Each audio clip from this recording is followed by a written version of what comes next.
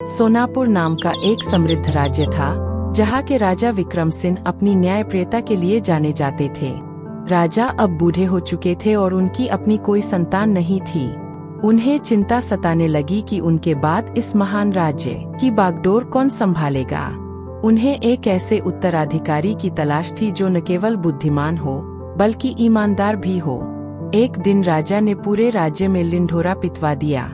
अगले रविवार को राजमहल में एक प्रतियोगिता होगी। राज्य का कोई भी युवक इसमें भाग ले सकता है। विजेता को इस राज्य का अगला राजा घोषित किया जाएगा। प्रतियोगिता के दिन महल के बगीचे में हजारों युवकों की भीड़ जमा हो गई। राजा विक्रम सिंह हाथ में एक छेली लेकर आए, जिसमें बहुत सारे बीज थे। राजा ने सभी युवकों को एक एक बीज दिया और कहा, मेरे बच्चों, यह एक विशेष फूल का बीज है। आप सबको इसे अपने घर ले जाना है, एक गमले में बोना है और पूरे 6 महीने तक इसकी देखभाल करनी है। 6 महीने बाद हम फिर यही मिलेंगे। जिसका पौधा सबसे सुंदर और स्वस्थ होगा, वही इस सिंहासन का वारिस बनेगा। भीड़ में आर्यन नाम का एक गरीब किसान का बेटा भी था। वह बहुत मेहनती और सच्चा था। उसने बीज लिया और घर जाकर बड़े प्यार से उसे एक मिट्टी के गमले में बो दिया। 1 महीना बीता, 2 महीने बीते। मोहल्ले के बाकी युवक आपस में बातें करते, देखो, मेरा पौधा कितना हरा भरा हो गया है। इसमें से सुंदर पत्तियां निकल रही हैं। अरे मेरा तो देखो, इसमें तो कलियां भी आने लगी है। लगता है राजा मैं ही बनूंगा। आर्यन रोज अपने गमले को धूप दिखाता, सही समय पर पानी देता, खाद डालता, लेकिन उसके गमले में कुछ नहीं उगा।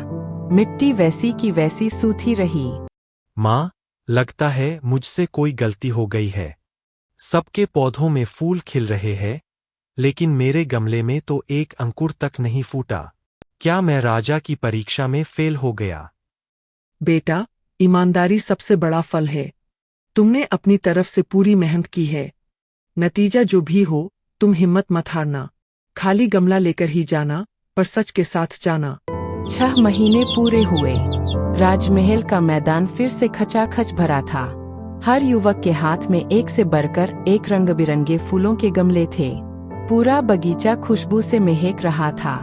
राजा विक्रम सिंह एक एक करके सबका निरीक्षण कर रहे थे। वाह, तुम्हारा गुलाब तो बहुत अद्भुत है। जी महाराज, यह आपकी कृपा और मेरी दिन रात की मेहनत का नतीजा है। राजा आगे बढ़े, तभी उनकी नजर कोने में खड़े आर्यन पर पड़ी। आर्यन सिर झुकाए खड़ा था और उसके सामने उसका खाली गमला रखा था। आसपास के लोग उसे देखकर हंस रहे थे।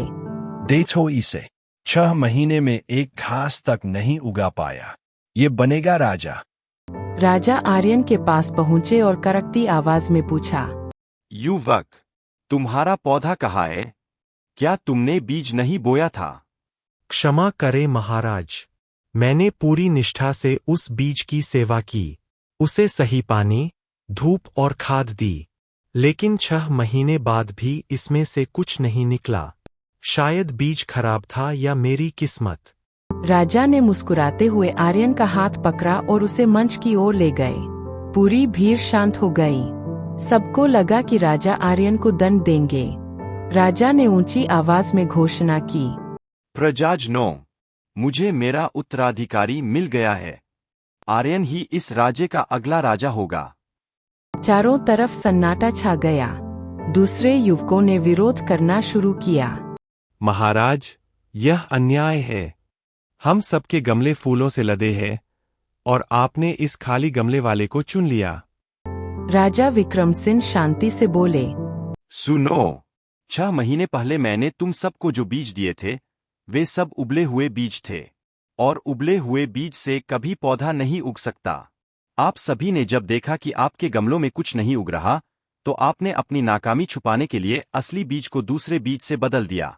राजा ने आर्यन की ओर इशारा किया और कहा, सिर्फ आर्यन के पास वह साहस और ईमानदारी थी कि वह सत्य के साथ यहाँ आया। एक राजा को बुद्धिमान होने से पहले ईमानदार होना चाहिए। इसने अपनी हार स्वीकार की, लेकिन झूठ का सहारा नहीं लिया। आर्यन की आंखों में खुशी के आंसू थे। उसने राजा के पैर छुए। ईमानदारी का रास्ता भले ही कठिन हो और शुरुआत में उसमें असफलता दिखे, लेकिन अंत में जीत हमेशा सत्य की ही होती है। सफलता के लिए कभी अपनी नैतिकता का सौदा नहीं करना चाहिए।